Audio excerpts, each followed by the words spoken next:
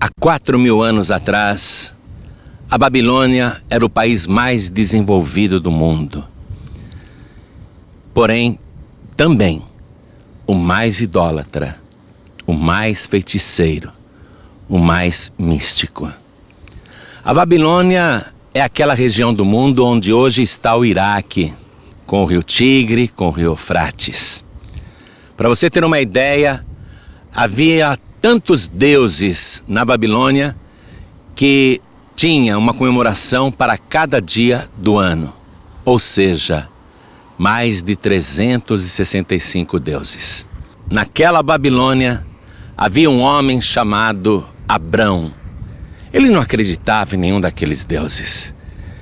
Ele não podia imaginar que o Todo-Poderoso pudesse ser carregado ou fabricado pelas mãos de um ser humano. E foi justamente este homem chamado Abrão que Deus escolheu para dizer: Abrão, sai desta terra, sai da tua parentela, sai da casa do teu pai e vai para a terra que eu te mostrarei, e far-te-ei uma grande nação, e tu serás uma bênção. Abençoarei os que te abençoarem, e amaldiçoarei os que te amaldiçoarem, e em ti serão benditas todas as famílias da terra. E aquele homem chamado Abrão ouviu apenas uma voz, mas creu que era o próprio Deus, o verdadeiro Deus, o Deus invisível que falava com ele. E ele obedeceu quase que totalmente. E eu digo que quase que totalmente, porque ao sair da Babilônia em direção à terra que Deus lhe apontava, ele levou o seu sobrinho Ló. A ordem de Deus era sair da tua terra e da tua parentela, e ele levou um parente. Depois de muito tempo de viagem, Abrão e Ló chegam em Canaã, que futuramente seria Israel. E ali ele peregrina, ele vai suportando a aridez daquela terra, crendo que Deus faria dele uma grande nação e que ele estava em um grande país. Ele acreditava nisso. E Abrão começou a multiplicar o seu rebanho porque Deus o abençoava. E Ló, seu sobrinho, também era pastor de ovelhas e o seu rebanho se multiplicou. E eles começaram a contratar homens, empregados, etc. E por causa do crescimento dos dois grandes rebanhos, começou a haver contenda entre os pastores de Ló e os pastores de Abrão. Então Abrão chamou seu sobrinho e disse: Ló, não vamos brigar, nós somos parentes. Faça o seguinte, Ló, olha o tamanho desta terra. Escolhe qual a direção que você vai seguir. Se você preferir ir para a direita, então eu irei para a esquerda. Escolhe, Ló. E Ló olhou e viu os pastos verdes da região de Sodoma e Gomorra. E ele fez a escolha mais do que depressa.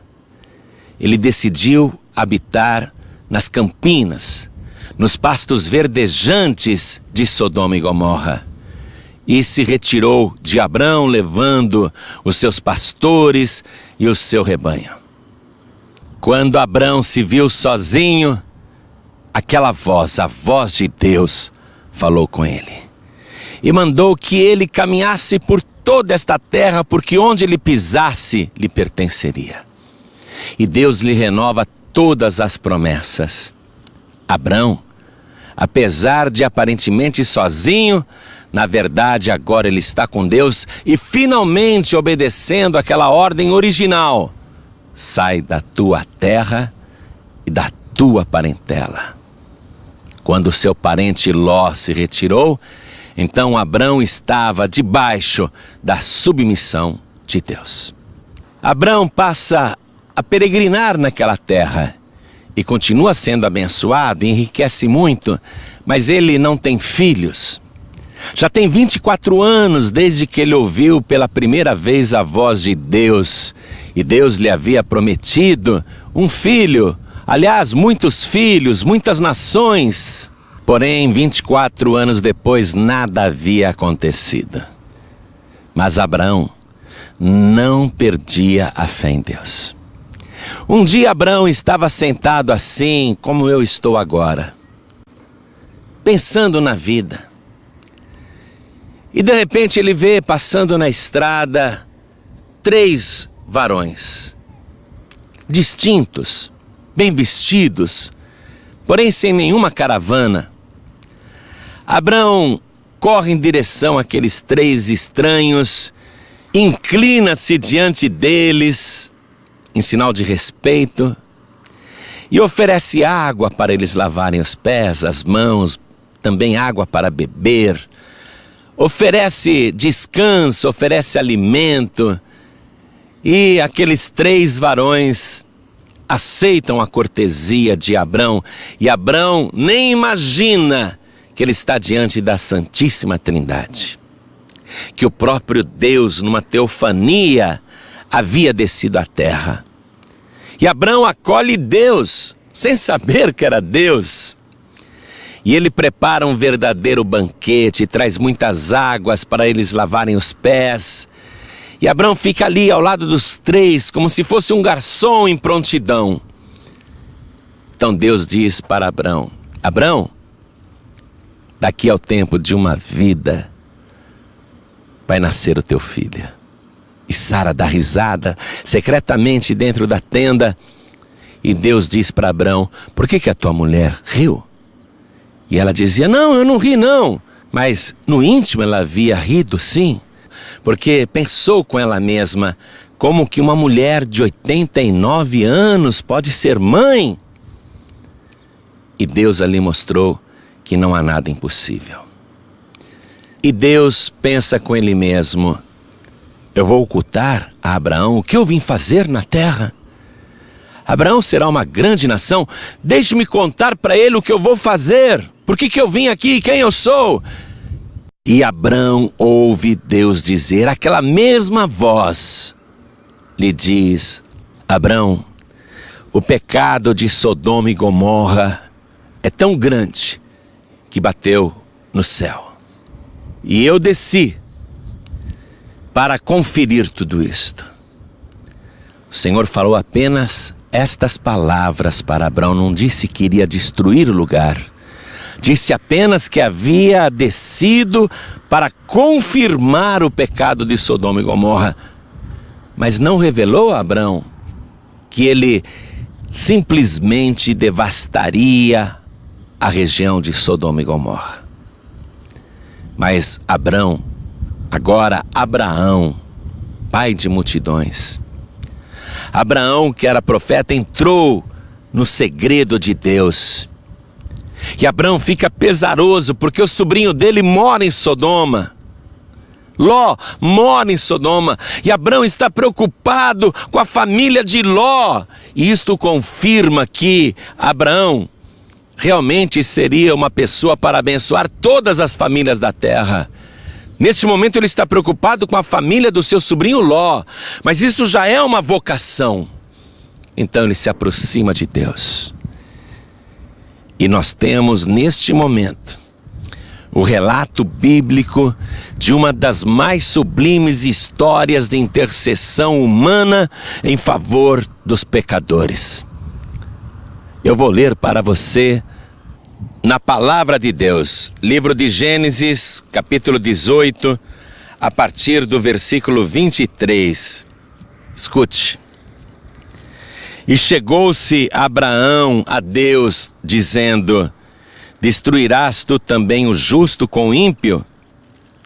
Se porventura houver 50 justos na cidade, destruí-los-ás também, e não pouparás o lugar por causa dos 50 justos que estão dentro dela? Longe de ti que faças tal coisa, que mates o justo com o ímpio, que o justo seja como o ímpio, longe de ti seja. Não faria justiça o juiz de toda a terra? Então Deus, creio que feliz, Feliz com a atitude de Abrão, Deus lhe responde: se eu em Sodoma achar 50 justos dentro da cidade, pouparei todo lugar por amor deles. Então Deus sai andando, como se fosse um homem. Isso é uma teofania, quando Deus assume a forma humana para aparecer na terra. E ao dar esta resposta a Abraão, Deus sai andando como se fosse um homem caminhando, e Abraão vai atrás dele. E como se pegasse Deus pelo braço, Abraão intercede: Senhor, espere um pouco. Eis que agora me atrevi a falar ao Senhor, ainda que sou pó e cinza. Se porventura faltarem de 50 justos 5, destruirás por aqueles 5 toda a cidade? E disse Deus: não a destruirei se eu achar ali 45 justos.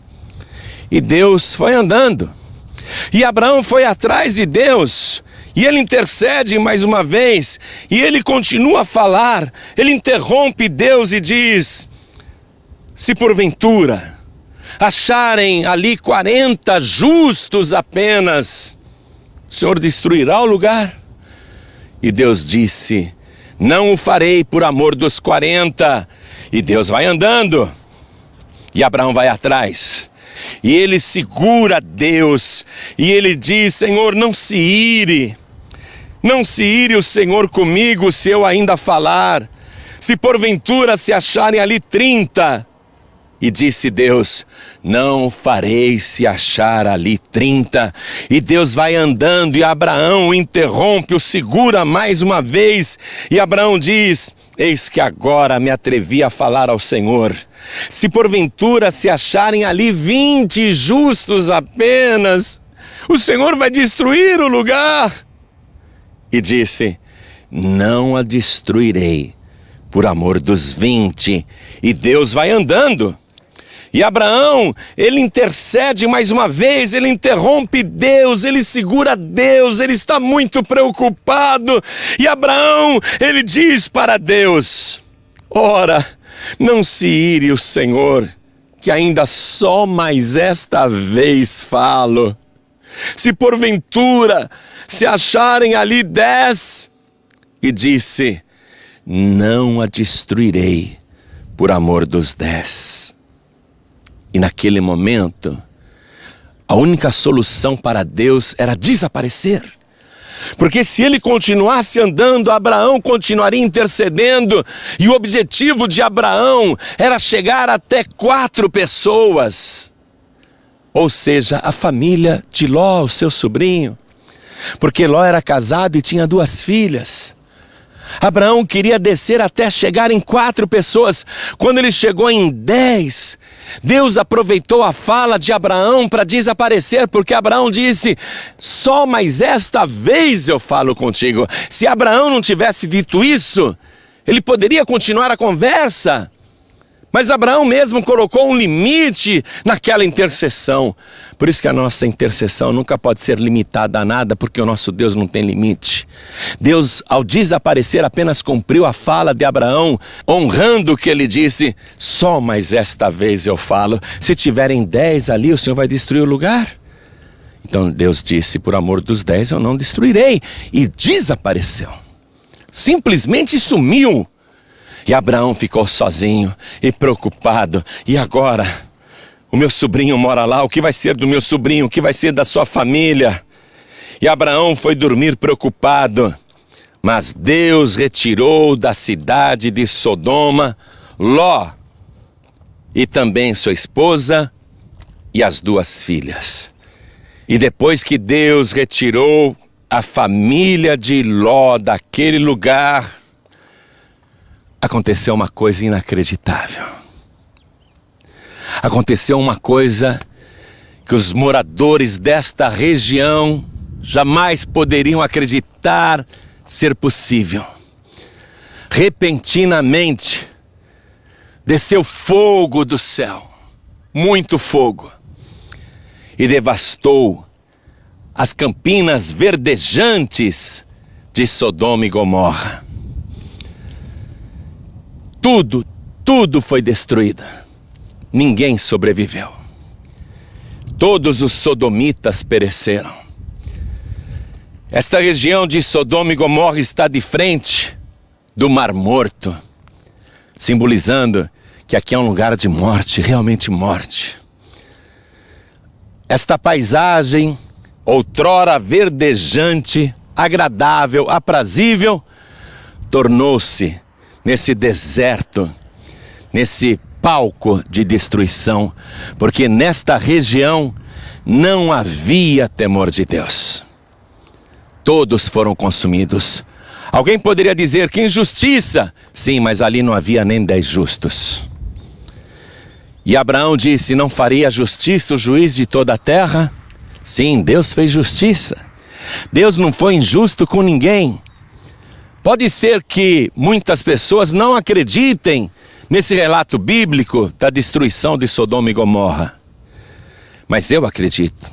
Primeiramente porque está na palavra de Deus.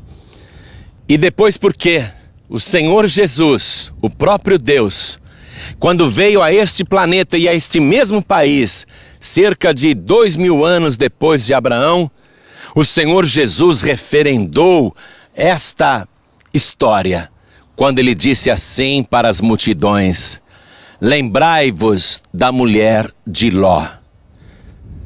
Quando Jesus disse lembrai-vos da mulher de Ló, ele estava exortando os seus discípulos a nunca olharem para trás, porque o Deus de Abraão, quando tirou a família de Ló da cidade de Sodoma, disse assim: corram para os montes, mas não olhem para trás não. E a mulher de Ló olhou para trás para ver aquele fogo que descia sobre Sodoma e destruía a cidade. Curiosa, ela olhou para trás, talvez lamentando a boa casa que ela tinha ali, porque Ló era um homem rico, lamentando o conforto que ela tinha em Sodoma, lamentando tudo que ela estava perdendo para subir em direção ao nada. Quando ela olhou para trás, a palavra de Deus diz que ela foi convertida numa estátua de sal. Então Jesus disse: lembrai-vos da mulher de Ló. Ora, Jesus nunca mentiu em toda a sua vida. Jamais houve engano na sua boca. Se ele nos exortou a lembrar da mulher de Ló, é porque realmente a destruição de Sodoma e Gomorra aconteceu e também a mulher de Ló foi convertida numa estátua de sal porque olhou para trás.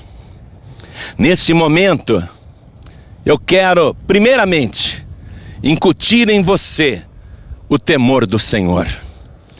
Porque o temor do Senhor é o princípio da sabedoria, e foi a falta de temor nos habitantes de Sodoma e Gomorra que trouxe aquela grande destruição. Se você não tiver temor de Deus, não há futuro para você. Porque se o temor é o princípio, se você não tem o princípio, vai faltar o fim. Você tem que ter temor do Senhor, tem que acreditar em Deus, que Ele é o juiz de toda a terra e que um dia todos nós iremos comparecer diante deste grande juiz. Mas, diferentemente de Ló e Abraão e dos habitantes de Sodoma e Gomorra, nós agora temos um grande advogado que é Jesus Cristo, porque Ele mesmo, quando estava aqui na terra, antes da sua crucificação, na última semana de vida, Ele disse: no dia do juízo, os habitantes de Sodoma e Gomorra se levantarão e condenarão muitos, porque se em Sodoma e Gomorra tivesse acontecido a pregação que os vossos ouvidos ouviram, se em Sodoma e Gomorra eles tivessem visto os milagres que vocês viram, eles teriam se arrependido.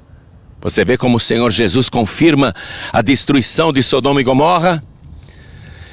Um dia, no juízo final, você vai ver, haverá uma multidão de um lado, se levantando, para condenar aqueles que hoje têm a oportunidade de ouvirem a palavra de Deus, de receberem Jesus como Salvador e não o fazem, apesar de tantas maravilhas e misericórdia que Ele opera nos dias de hoje.